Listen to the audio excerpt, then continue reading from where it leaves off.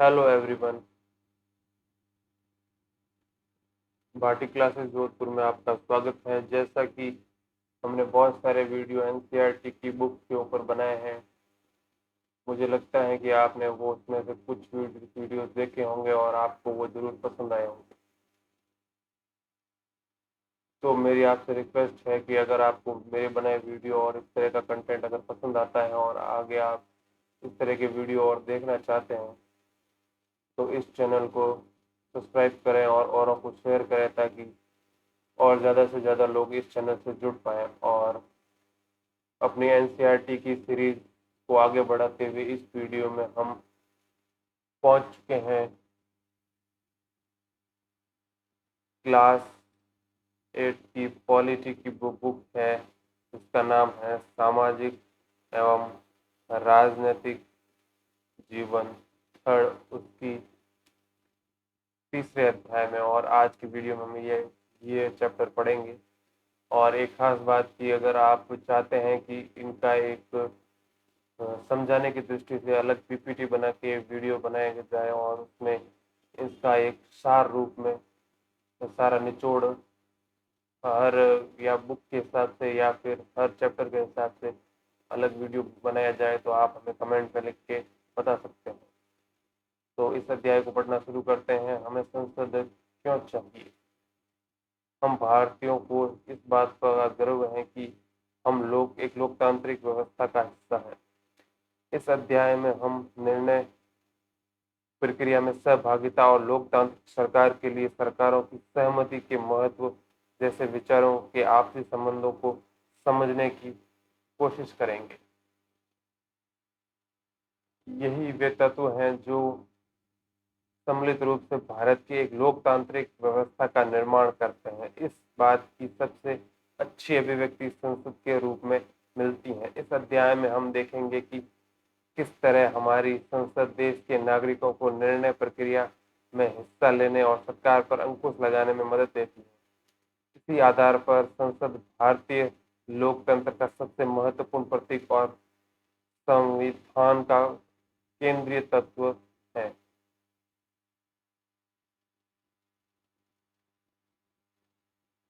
लोगों को फैसला क्यों लेना चाहिए? जैसा कि हम जानते हैं कि भारत 15 अगस्त 1947 को आजाद हुआ। इस आजादी के लिए पूरे देश की जनता को एक लंबे संघर्ष मुश्किल संघर्ष चलाया। इस संघर्ष में समाज के बहुत सारे तबकों की हिस्सेदारी थी। अलग अलग तरह तरह की पृष्ठभूमियों के लोगों ने इसमें भाग लिया। वे स्वतंत्रता, समानता तथा निर्णय प्रक्रिया में हिस्सेदारी के विचारों से प्रेरित थे। औपनिवेशिक शासन के सहमत लोग ब्रिटिश सरकार को से भयभीत रहते थे। वे सरकार के बहुत सारे फैसलों से असहमत थे, लेकिन अगर वे इन फैसलों की आलोचना करते तो उन्हें भारी खतरों का सामना करना पड़ता। स्वतंत्रता आंदोलन में इस स्थिति बदल डाली।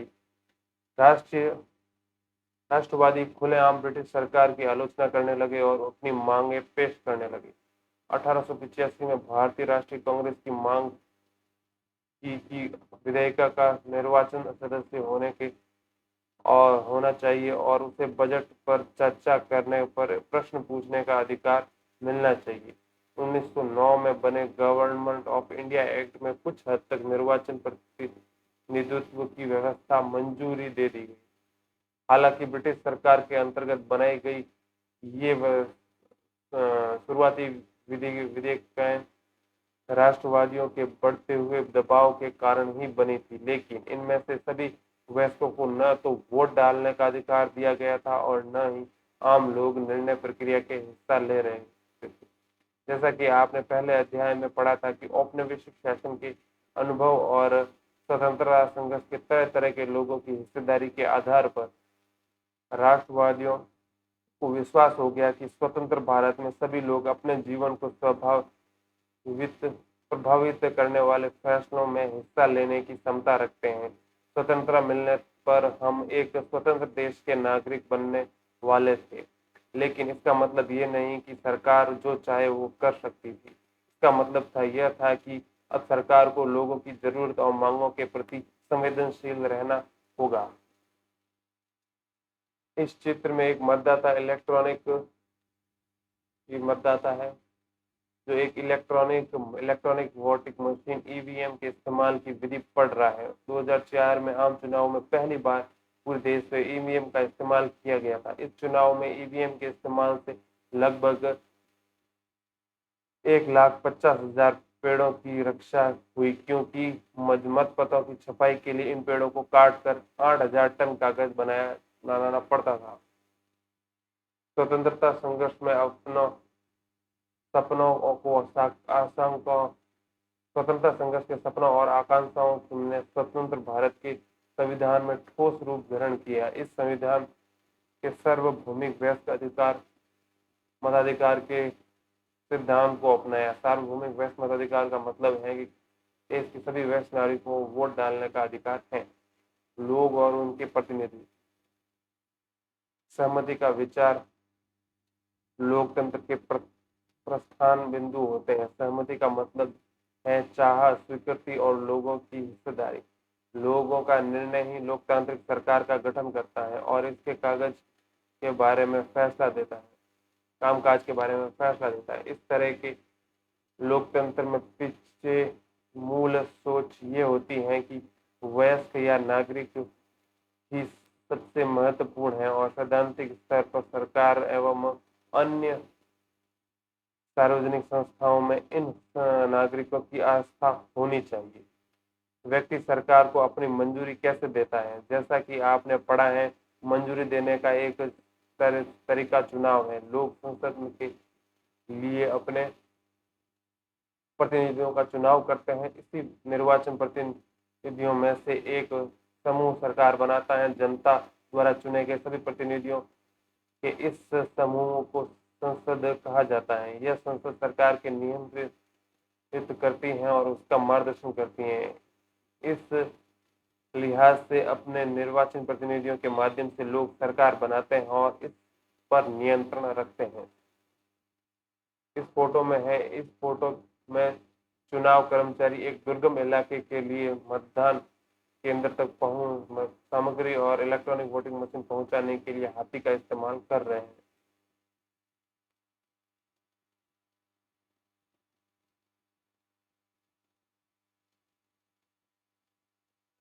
प्रतिनिधित्व का यह विचार कक्षा, ये कुछ नहीं क्वेश्चन है।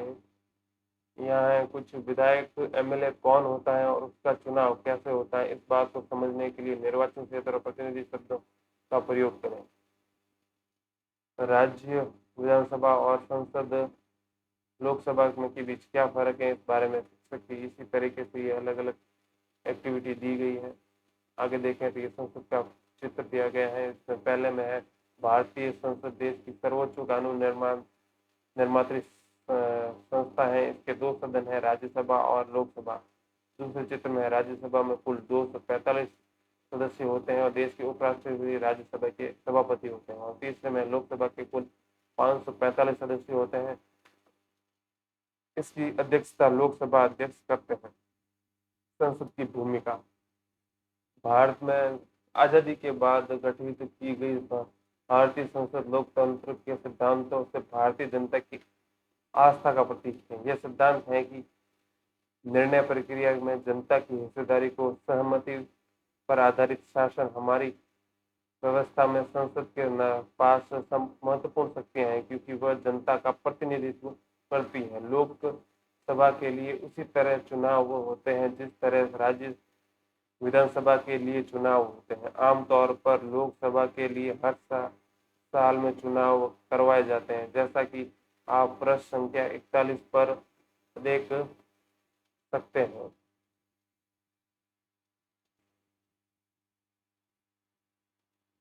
तो जैसा कि प्रश्न संख्या 41 पर दिए गए नक्शे में दर्शाया गया है, देश को बहुत सारे निर्वाचन क्षेत्रों में बांटा गया है। प्रत्येक निर्वाचन क्षेत्र में एक व्यक्ति को संसद में भेजा जाता है। चुनाव लड़ने वाले उम्मीदवार आमतौर पर विभिन्न राजनीतिक दलों के सदस्य होते हैं। नीचे दी गई तालिका के माध्यम से आप इस बात को अच्छी तरह से समझ सकते हैं।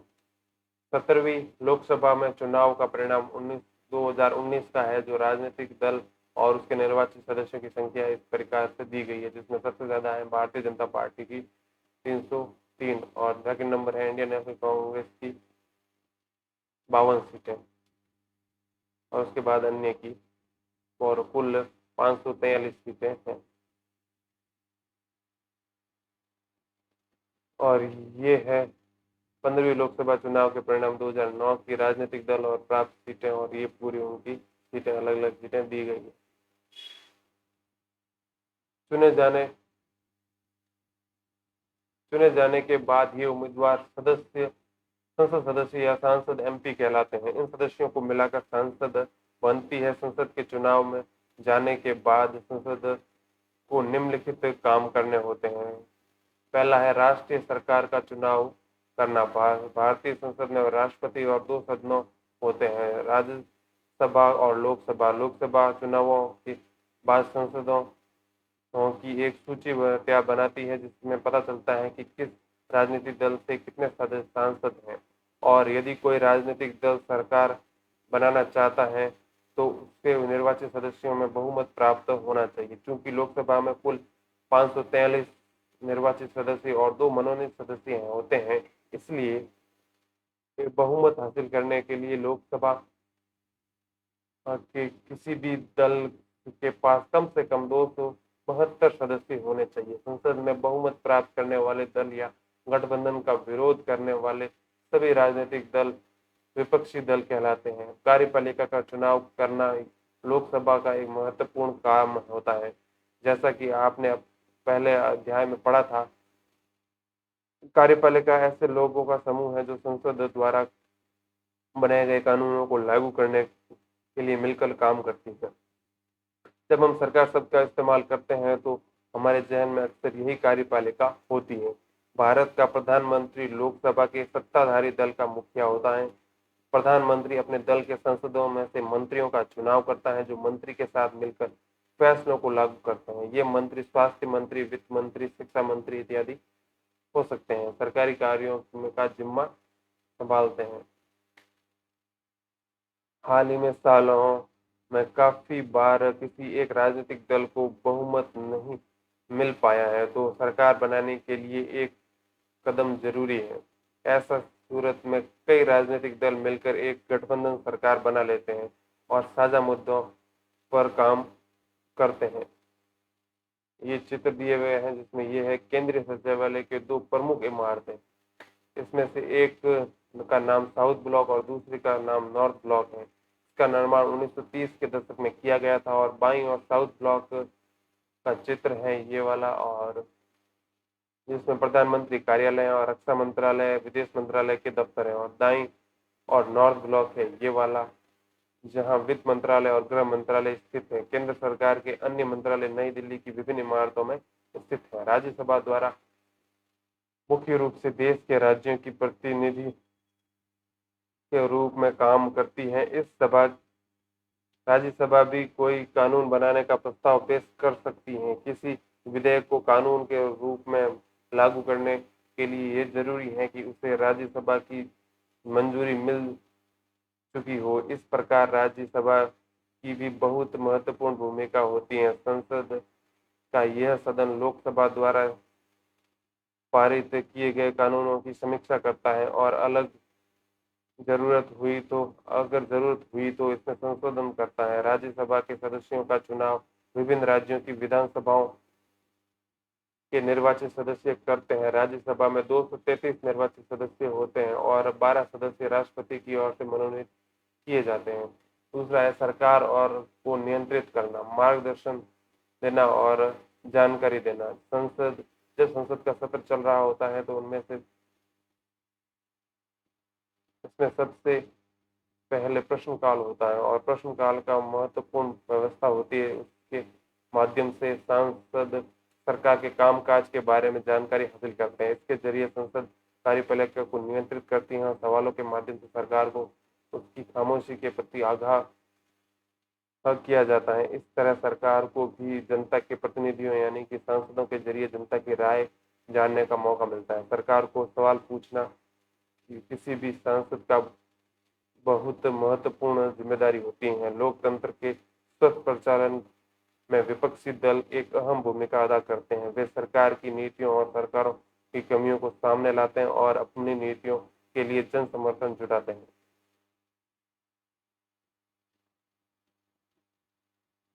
संसद में पूछे गए प्रश्न का उदाहरण दिया गया है, जिसमें ये लोकसभा ऊपर लिखा हुआ है कि आंतरिक प्रश्न संख्या 41,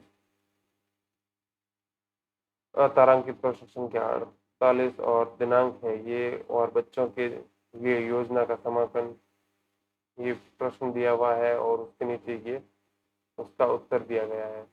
प्रश्न में है, डॉक्टर मनोज राजौरिया, क्या महिला और बाल विकास मंत्री यह बताने की कृपा करेंगे कि पहला है कि क्या सरकार का देश में बच्चों के लिए विभिन्न योजनाओं और नीतियों का समेकन करने की विचार है? यदि हाँ, तो तत्संबंधी ब्यौरा क्या है, और यदि नहीं तो इसको क्या कारण है? उत्तर में डॉक्टर वीरेंद्र कुमार, महिला एवं बाल विकास मंत्रालय राज्य मंत्री, कहते हैं कि क से ग यानी कि इन तीनों प्रश्नों में मंत्रालय ने राष्ट्रीय बाल कार्य योजना 2016 का विकास किया है और ज्यादातर विभिन्न मंत्रालयों विभागों की विद्यमान योजनाओं एवं कार्यक्रमों पर आधारित है। इसमें मंत्रालय विभागों तथा राज्य सरकारों, संघ राज्य क्षेत्र प्रश्नों के अभिसरण एवं समन्वय के रूप में देखा का प्रावधान है तथा यह बच्चों की बहुआयामी कमजोरियों को दूर करने के लिए सभी हितधारकों को सामूहिक कार्रवाई को प्रोत्साहित करती है। राष्ट्रीय बाल कार्य योजना 2016 बच्चों के अधिकारों को प्राथमिकता के 4 प्रमुख क्षेत्रों, पहली उत्तरजीविका, स्वास्थ्य एवं पोषण, शिक्षा एवं विकास, तीसरा संरक्षण और चौथा भागीदारी में वर्गीकृत करती हैं। यह विभिन्न रणनीतियों के क्रियान्वयन के लिए प्रमुख कार्यक्रमों, योजनाओं एवं नीतियों तथा हितधारकों को भी चिन्हित करती है। सांसदों के प्रश्न से सरकार को महत्वपूर्ण फीडबैक मिलता है। इसके चलते सरकार चुस्त रहती है। इसके अलावा वित्त से संबंधित सभी मामलों के संसद की मंजूरी सरकार के लिए बहुत महत्वपूर्ण होती है। यह उन कई तरीकों में से एक है जिसके माध्यम से संसद सरकार को नियंत्रित करती है, उसका मार्गदर्शन करती है और उसकी चुनी सूचित करती है। प्रतिनिधियों के रूप में संसद को नियंत्रित, निर्देशित और सूचित करने में सांसदों की एक अहम भूमिका होती है और यह भारतीय लोकतंत्र का एक मुख्य आयाम है। तीसरा है कानून बनाना। कानून बनाना संसद का एक महत्वपूर्ण काम है और इसके बारे में हम अगले अध्याय में पढ़ेंगे। संसद के लोग कौन लोग होते हैं? संसद में कौन लोग होते हैं? संसद में विभिन्न पृष्ठभूमि वाले लोग की संख्या बढ़ती जा रही है। उदाहरण के लिए, जब ग्रामीण पृष्ठभूमि वाले सदस्यों की संख्या पहले से ज्यादा है, बहुत सारे क्षेत्रीय दलों के सदस्य भी अब बढ़ गए हैं। जिन समूहों और तबकों का अब तक संसद में कोई प्रतिनिधित्व नहीं था, वे अब चुनाव जीत कर आने लगे हैं। दलित और पिछड़े वर्गों की राजनीतिक हिस्सेदारी भी बढ़ गई है और निम्नलिखित तालिका में आप से पता चलता है कि अलग अलग सालों के लोकसभा में के लिए वोट डालने की आबादी प्रतिशत का कितना था। इसमें है पहली से लेकर 17वीं लोकसभा तक के ये चुनाव के वर्ष दिए गए हैं और मतदान का प्रतिशत जो कि शुरू में ज्यादा था और बीच में घट गया और अब वापिस बढ़ोतरी के कगार पर है। देखने में आया है कि प्रतिनिधिमूलक लोकतंत्र अपने समाज को पूरे तौर पर सही ढंग से प्रतिबिंबित नहीं कर सकता। यह बात साफ दिखाई देने लगी है कि अब हमारे हित और अनुभव अलग अलग होते हैं, तो हम समूह के व्यक्ति सबके हित में आवाज नहीं उठा सकते। इसी बात को ध्यान में रखते हुए संसद की कुछ सीटें अनुसूचित जाति एससी और अनुसूचित जनजाति एसटी के लिए आरक्षित की गई है। ऐसा इसलिए किया गया है ताकि इस चुनाव क्षेत्रों में केवल दलित और आदिवासी उम्मीदवार ही जीते और संसद की उनकी उचित हिस्सेदारी हो। उसमें उम्मीद की जाती है कि वे दलितों और आदिवासियों की जिंदगी से जुड़े मुद्दों को ज्यादा अच्छी तरह से संसद में उठा सकते हैं। ये है उपरोक्त चित्र में कुछ महिलाएं सांसद दिखाई पड़ रही हैं। इसी प्रकार हाल ही में महिलाओं के लिए सीटों को आरक्षित करने का सुझाव पेश किया गया है। इस सवाल पर अभी भी बहस जारी है। 60 साल पहले संसद में केवल 4% महिला थी, आज भी उनकी प्रतिशत 11% से जरा सा ऊपर ही पहुंच पाई है। अब आप इस बात पर ध्यान देते हैं कि जब आप इस बात पर ध्यान देते हैं कि आधी आबादी औरतों की है और यह साफ हो जाता है कि संसद में उन्हें बहुत कम जगह मिल रही है। इसी तरह के मुद्दों की वजह से आज हमारा देश ऐसे कई मुश्किल और अनसुलझे सवालों से जूझ रहा है कि क्या हमारी लोकतांत्रिक व्यवस्था वाकई प्रतिनिधित्व है या नहीं। हम ऐसे सवाल पूछ सकते हैं कि और इनके जवाब ढूंढने की कोशिश कर रहे हैं कि यह बात लोकतांत्रिक शासन व्यवस्था की ताकत और उसमें भारत के लोगों की आस्था को झलकती है।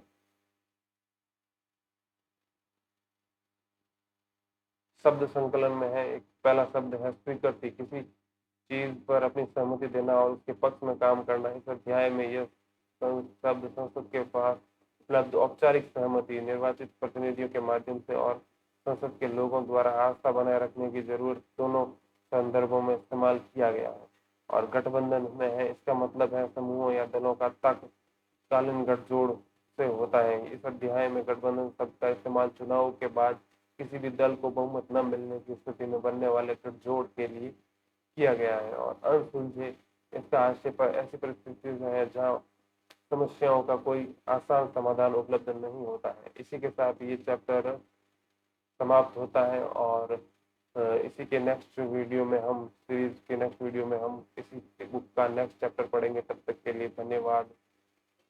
Thank you.